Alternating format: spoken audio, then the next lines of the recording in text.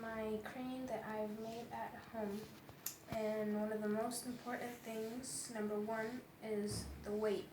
You have to make a balance of it and have more weight on the back and less weight in the front, because if there's too much weight in the front or just weight in the middle to keep it balanced, then there will be too much weight when you put an object in the front, so you have to put extra on the weight so you see the whole crane tilting to the back a little bit. Second most important thing is to have a strong base that is connected to the crane, and this is also important to make sure everything's strong, but a platform that does not move, that has heavy weight.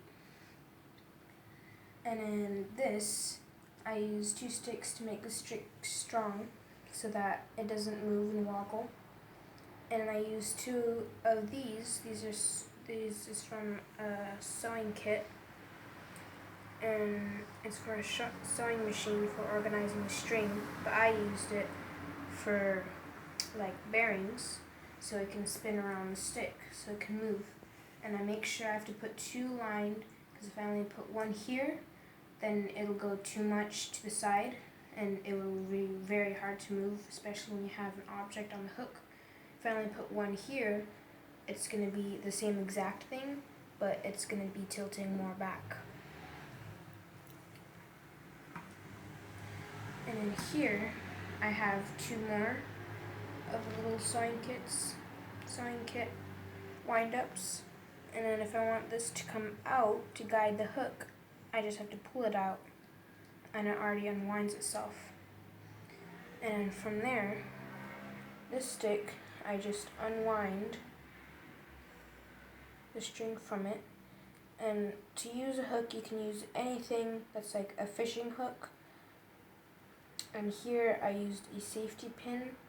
I think safety pins are the best, and I just, as you can see, I bent it extra so it'll be more easy to catch on to other objects.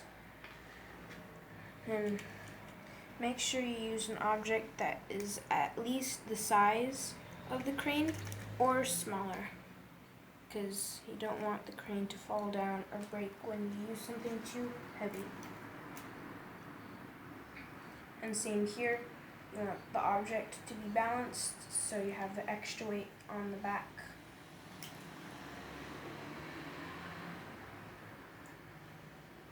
And here I also use 3 sticks to guide this, because if I only use 1 and I put an object on it, it'll just flop.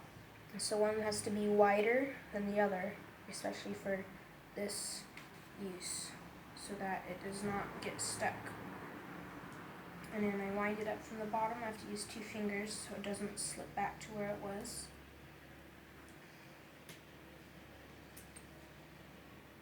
Move it wherever you like.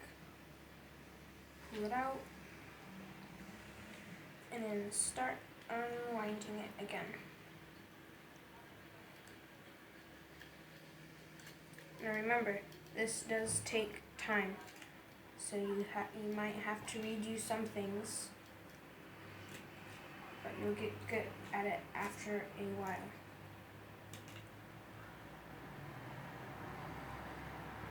And I also have here a zip tie that's glued so the string doesn't slip down whenever you wind it up, because the weight of the object will want to pull it down and it will unwind itself. And then reel it back in.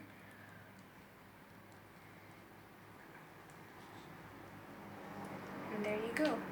Have your homemade crane. Thanks for watching.